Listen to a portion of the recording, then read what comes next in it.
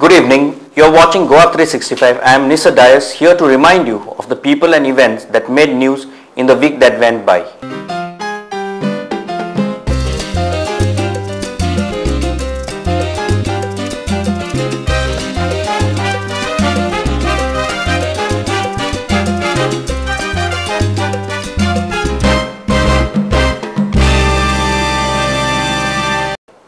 Last week, citizens of Mormuga Taluka, along with other associations, took on the might of MPT chairman Pravin Agarwal over his expansion plans.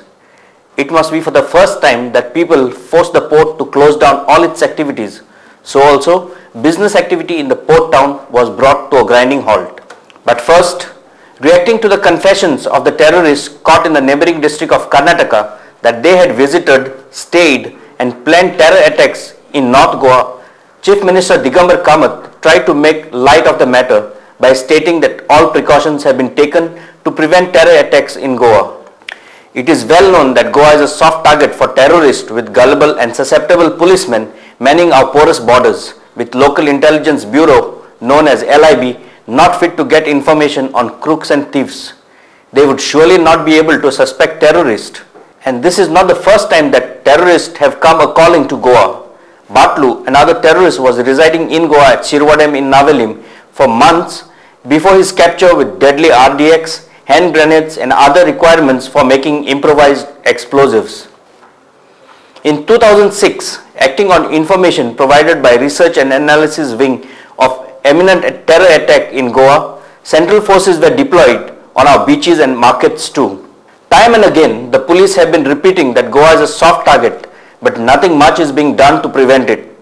And the worst part, police are lax in getting information from various hotels, guest house, lodges. Furthermore, police had started a drive to collect information of all migrants living in various houses, which never really took off, and it has been admitted by the top brass of the police. And how can we expect our glorified police personnel, right from the constables to the top boss, to outdo the terrorist? Last week, the crime branch busted a gang of thieves involved in the interstate car thefts. The miscreants used to steal high-end cars from neighboring states. The documents of the stolen cars were altered and the cars were then sold in Goa. In this connection, the police arrested one Malvik D'Souza, a DJ by profession hailing from Sukoro Porvorim, for his involvement in the crime ring and has seized some cars from his residence. With this, the police have either laid bare the RTO procedures in the registration of vehicles or the hand of RTO officials in the racket. Rural transport officers have to cross-check the registrations and the chassis number and the model number engraved on the engine, without which a vehicle cannot be allowed to be registered. How the registration of these vehicles was allowed is a mystery. Last week saw the journalist fraternity caught in the recruitment tsunami of the National Daily Times of India, and it almost rocked the foundation of the local English dailies in the state. In fact, the entry of the National Daily had a double-edged effect. Firstly, it turned the fortunes of journalists in Goa who till now are paid meager salaries, while the managements rake in crores in profits. Secondly, the management of local English dailies were made to realize the importance of experienced journalists on their roles. The management of local English newspapers received a shock when resignations started pouring in from the frontline reporting staff. However, while two English dailies lost their frontline reporters, another daily managed to keep its flock by not only matching the pay packet offered by Times of India, but increasing it. But the flip side of the frontline reporters doing the shift is bad for Goa. As it is, our land is up for grabs. Our identity, culture is under threat. And if top journalists, for the love of money, switch over, we will have no voice left in Goa.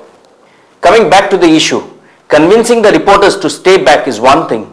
The management of local dailies have to pull up their socks, as Times of India has already started an aggressive marketing campaign. They are offering an annual subscription of Times of India at almost 40 paise per copy, which will be delivered at the doorsteps without any extra costs. The annual subscription is Rs 299 and along with it a sports bag comes free. If you take the basic price of the bag at Rs 50, you end up paying only Rs 149 for a continuous supply of Times of India for one whole year.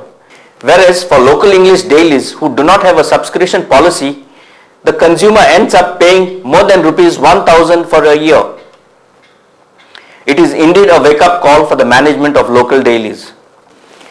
Last week saw the residents of Mormugao not only catch the bull by its horn, but got their will imposed.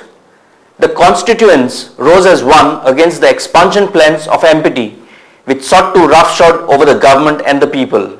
Aggrieved by the decisions of the MPT board to undertake expansion plans in its jurisdiction without taking the residents into consideration, people of Mormugao Taluka came under the banner of Mormugao Bachao Abhiyan and brought the business activity in the port town of Vasco to a grinding halt, and mind you, it was all voluntary.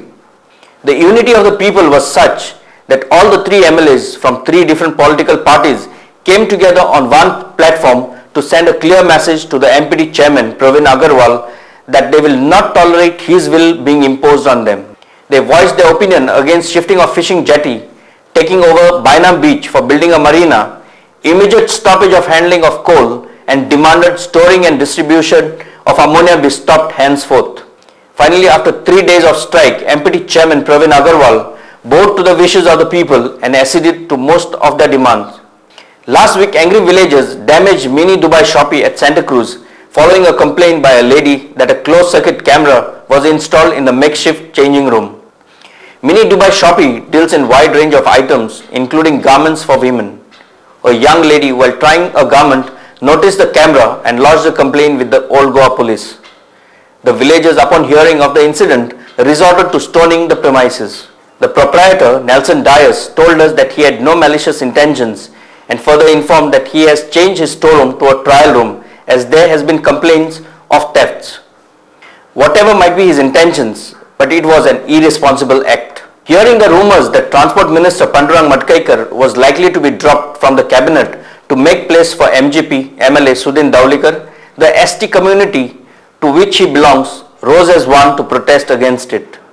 His voters and well-wishers laid a siege to the Chief Minister's official residence at Altino and chanted slogans against the Congress party and warned that this community can bring about a change of governments. Dr. Kashinath Jalmi made a relevant point when he demanded that an NCP minister be dropped from the cabinet to make place for MGP MLA Sudin Daulikar, as it is their supremo Sharad Pawar dictum to induct former PWD minister who has been a party to 2 coups to bring down the Digambar Kamath-led government.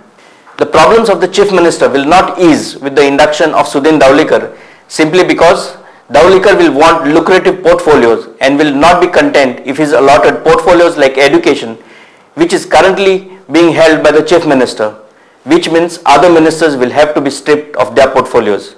Pandurang Matkaikar and Water Resources Minister Philip Neri Rodrigues have been ministers for the last 7 years, starting from Parikar's regime, then Rane's rule, and now Digambar Kamath, and hence they ultimately become targets to fulfill the decision of the coordination committee. It is an open secret that it is Health Minister Vishwajit Rane wants to oversee the induction of Sudin. Question is, why does he not step down to make place for his bosom pal?